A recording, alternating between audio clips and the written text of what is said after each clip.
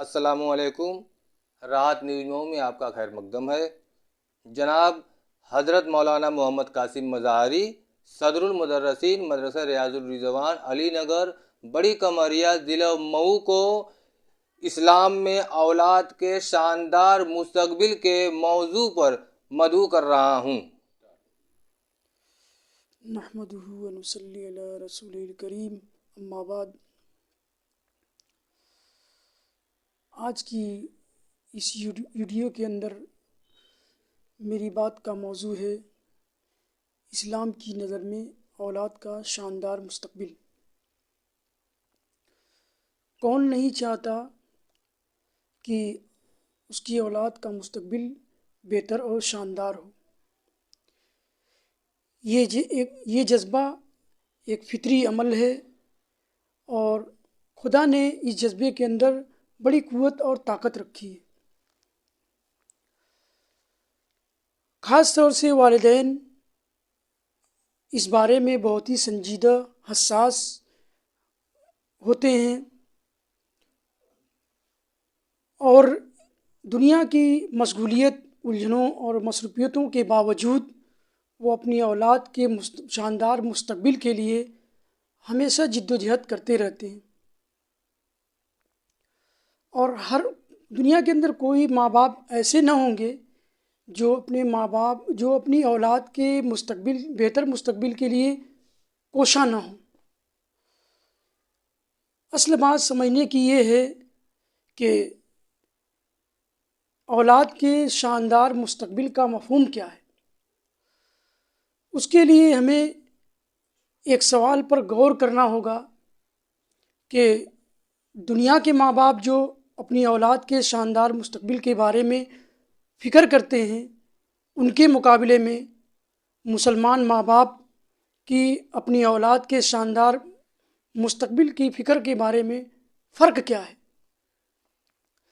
تو اس کے لیے ہمیں قرآنی آیات پر دھیان دینا ہوگا۔ اللہ تعالیٰ نے قرآن کریم کے اندر تعریفی انداز میں اس کا نقشہ کھینچا ہے۔ فرمایا قال رب انی وہن العظم منی واشتعل الراس شیبا ولم اکن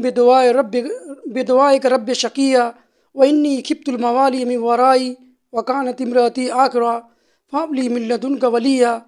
یرثنی ویرث من آل یعقوب واجعلہ رب رضیا۔ کہ جب حضرت زکریا علیہ السلام کی عمر کافی ہو گئی تو انہوں نے اللہ تعالیٰ سے دعا فرمائی کہ اللہ، میری ہڈیاں کمزور ہو گئیں اور میرے سر کے بال سفید ہو گئے، اور آج تک اللہ میں نے جو آپ سے مراد مانگی ہے میں اس میں کبھی نامراد نہیں رہا، اور مجھے خوف ہے کہ میرے دنیا سے چلے جانے کے بعد جو ہے میری اولاد جو ہے، میرے بھائی بندے میری شکایت کریں، میرے پیچھے برائی کریں گے، اس لیے مجھے ایک اپنا وارث عطا فرما جو میری بھی مشن کی وراثت کرے اور آل یعقوب کی بھی مشن کی وراثت کرے، وراثت سنبھالے، اور ایسا انسان عطا فرما جس سے تو راضی ہو۔ اللہ پاک نے تعریفی انداز میں حضرت زکریا علیہ السلام کی اس خواہش کا اپنی اولاد کے شاندار مستقبل کے عنوان سے اس کا نقشہ کھینچا ہے کہ ایک مسلمان ماں باپ کو اپنی اولاد کے شاندار مستقبل کے بارے میں کیا سوچ، کیا فکر رکھنی چاہیے اور اس کو کس انداز میں دیکھنا چاہیے۔ تو اللہ پاک نے اپنے اس پیارے نبی کی دعا کو قبول کرتے ہوئے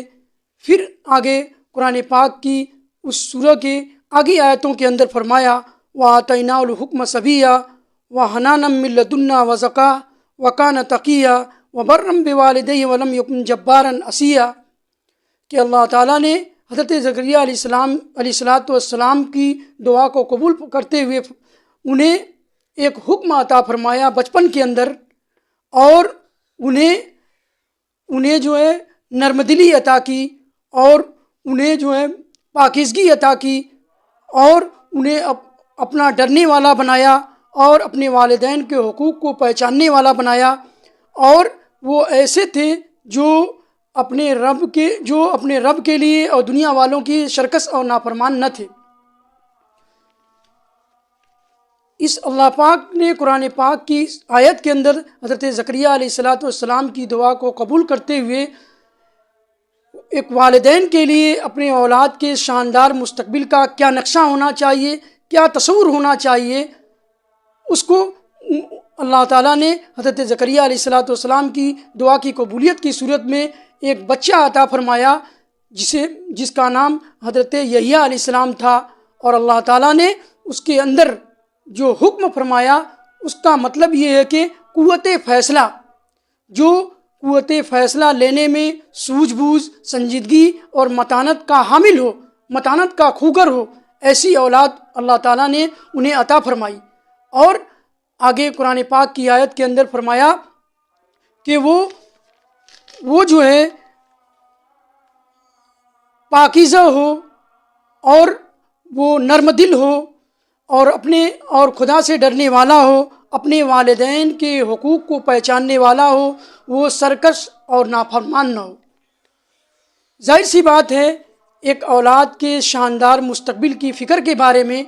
جو حضرت یحییٰ علیہ السلام کی دعا کو قبول کرتے جو حضرت زکریا علیہ السلام کی دعا کو قبول کرتے ہوئے اللہ تعالیٰ نے یحییٰ علیہ السلام کی صورت میں بڑھاپے میں جو انہیں اولاد عطا فرمائی، اس میں چند عادتوں کا انہیں خوگر بنایا، جس کا نقشہ کچھ یوں کھینچا گیا کہ وہ جو ہے پاکیزہ ہو، یعنی کہ اس کے اندر نفس کی جو غلط عادتیں ہوتی ہیں اور غلط طریقے ہوتے ہیں، جو غلط راستے ہوتے ہیں، اس سے وہ پاک ہو، اور وہ جو ہے اللہ کے حقوق کو بھی پہچاننے والا ہو اور اپنے ماں باپ کے حق کو بھی پہچاننے والا ہو۔ اس آیت کے اندر اللہ پاک نے اپنی اولاد کے شاندار مستقبل کے بارے میں جو عنوان دیا ہے کہ ایک ماں باپ کو چاہیے کہ اپنی اولاد کے شاندار مستقبل کو صرف یہ نہ سمجھیں کہ اولاد کے لیے ایک بہتر سا کاروبار ہو، اونچی سی بلڈنگ ہو، پلاٹ ہو اور اعلیٰ ڈگریاں ہوں۔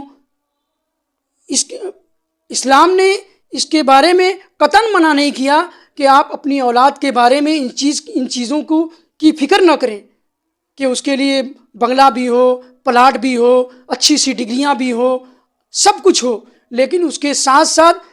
کبھی اس سے منع نہیں کیا کہ آپ اس کے بارے میں فکر نہ کریں، بلکہ اس کی ترغیب بھی دی ہے، اور سماجی طور پہ بھی صحیح بات ہے اور دینی طور پر بھی یہ صحیح بات ہے کہ ایک ماں باپ کو اپنی اولاد کے بارے میں ان تمام چیزوں اور ان تمام پہلوؤں پر غور کرنا ہے، لیکن ایک بات کو ضرور مد نظر رکھنا ہے کہ اپنی اولاد کے بارے میں صرف دنیاوی فکر کو لے کر ہمیشہ کوشش نہیں کرنا ہے، بلکہ اللہ پاک نے حضرت یحییٰ علیہ السلام کی صورت میں جو اولاد عطا فرمائی، جو اس کے اوصاف بیان کیے کہ وہ پاکیزہ نفوس ہو، اللہ سے ڈرنے والا ہو اور اپنے ماں باپ کے حق کو پہچاننے والا ہو، وہ سرکش اور نافرمان نہ ہو۔ اللہ تعالیٰ نے حضرت زکریا علیہ السلام کی اس دعا کے اندر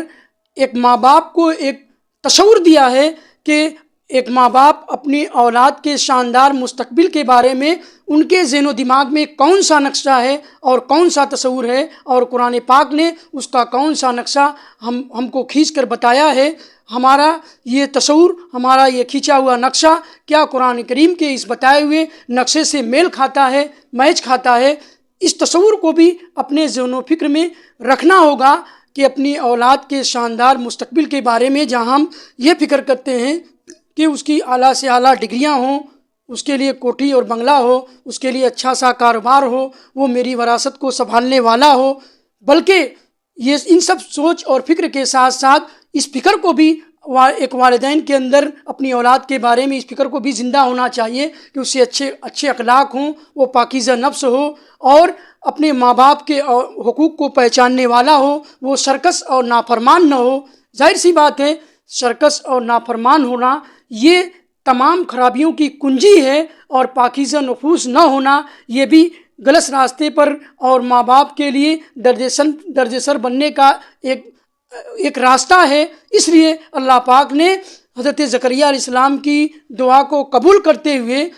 ایک والدین کو اپنے والدین کے شاندار مستقبل کے بارے میں اسلام کا یہ مفہوم دیا ہے کہ اپنی اولاد کے لیے شاندار مستقبل کی فکر کا صحیح مفہوم یہ ہے کہ ہم اور آپ اپنی اولاد کے لیے اس بات کی بھی فکر کریں کہ وہ ان کا اخلاق صحیح ہو، ان کا عقیدہ صحیح ہو، ان کی سوجھ بوجھ صحیح ہو، اور وہ رب سے ڈرنے والے ہوں، اپنے ماں باپ کے حقوق کو پہچاننے والے ہوں، وہ سرکش اور نافرمان نہ ہوں، اور وہ سماج کی خدمت کے لیے چاقو چوبند رہتے ہوں، ان کے اندر انسانیت ہو اور انسانیت نوازی کا جذبہ ان کے اندر کوٹ کوٹ کر بھرا ہو، اور اپنے اطراف و اکناف کے سارے لوگوں کے درد کو سمجھتے ہوں۔ یہ اسلام نے اپنے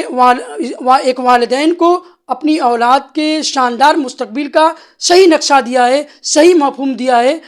آج کے ماں باپ کو ان نقطوں پر، ان باریکیوں کو بھی سامنے رکھ کر اپنے اولاد کی تعلیم و تربیت کرنی چاہیے۔ اللہ تعالی ہمیں بھی اور عام مسلمانوں کو